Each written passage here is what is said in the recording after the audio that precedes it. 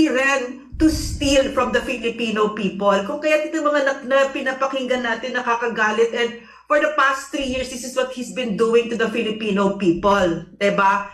And why is that? Niloloko ang Pilipino, no? Walang kahihiyan itong Marcos administration na ito. If you refuse a hair follicle drug test, it is the same as a positive test and you get fired. Yeah, can you hear me? Okay, Yan. loud and clear po. Go. As GMA would say, hi I'm Lorraine. listening to Ronald, to Attorney Topacio, everybody.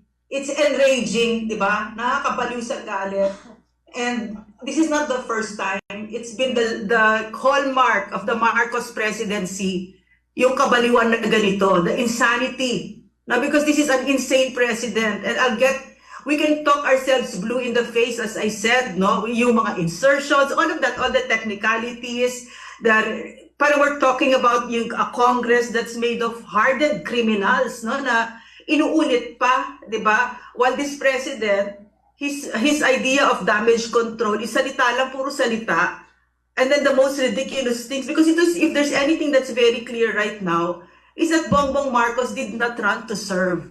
He ran to steal from the Filipino people. Kung kaya ito mga na pinapakinggan natin nakakagalit, and for the past 3 years, this is what he's been doing to the Filipino people. Diba? And why is that?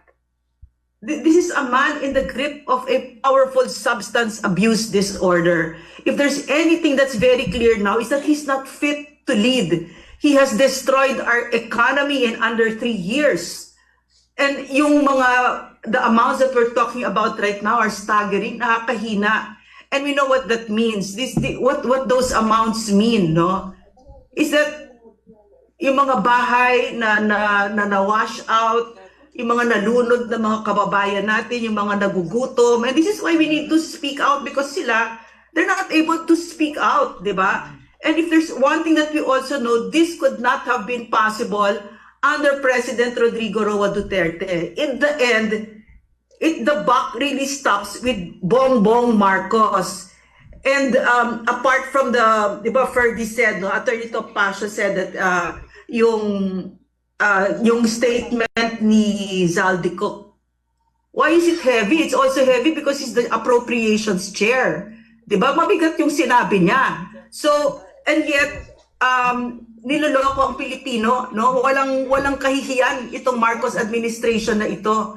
That ICI is a load of crock talaga, bullshit. Because it was created by Bongbong Marcos, his appointees, no? These are his appointees, and they will not touch Bongbong Marcos nor Martin Romualdez. And at the end of it, ang kakapal talaga ng mga mukha, walang kahihiyan sa Pilipino. The impunity, the brazenness, and we'll always go back to the privilege of having served my country under PRRD, which fortunately, no, for us, he gave us a standard, eh. And I'm afraid that we're going to lose that outrage, and we should never lose that outrage. Isa pa yan, no? Just to look at PRRD in The Hague, yan ang ginawa ni Bongbong Marcos. It's a heinous crime. Extraordinary rendition. So, all in all I really just want to say, as a doctor, no, we can cure the symptoms. We can say, we'll do this, yung katulad ng ginagawa niya, no? He'll fire all sorts of people, mga undersecretaries niya, si Lucas Bersamin, etc., etc. Pero siya yung kailangan mag-resign. He has to step down. He is fully incapable of leading our country. It's like having a patient with cancer. You're going to manage the fever, the appetite loss, but in the end, it's the cancer, and the cancer is Bongbong Marcos. He is fully incapable. He is a plunderer. He is a criminal, that extraordinary rendition of PRRD, and he is a drug addict. At the very bottom of this is because he is a drug addict. His family members are drug addicts. In the real world, if you refuse a hair follicle drug test, it is the same as a positive test, and you get fired. It's the same thing now. No, so I guess that's all I have to say. It's wonderful listening to all of you. Kasi parang akala ko ako lang yung galit, eh. Tsaka alam mo yan si Madriaga. yung asset natin ang sinasabi, siya yung nilapitan ni Trillanes para i-assassinate si Vice President. The Vice President knows this. So, the takedown of the Vice President, it's so brazen, it's so shameless, the utter disregard for the Constitution. All of this is happening under the watch of a drug addict. So we should not be surprised anymore that all of this madness is happening, and that madness has to stop, and he has to step down. Bongbong Marcos has to step down now. Otherwise, he's going to bleed our country dry. He's doing it now.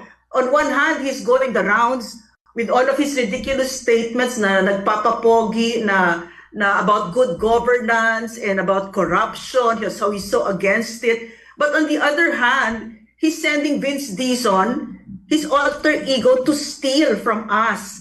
No, so nakakahiya itong president na ito. He has to step down. That is the moral obligation of our generation, not to allow any Marcos ever again.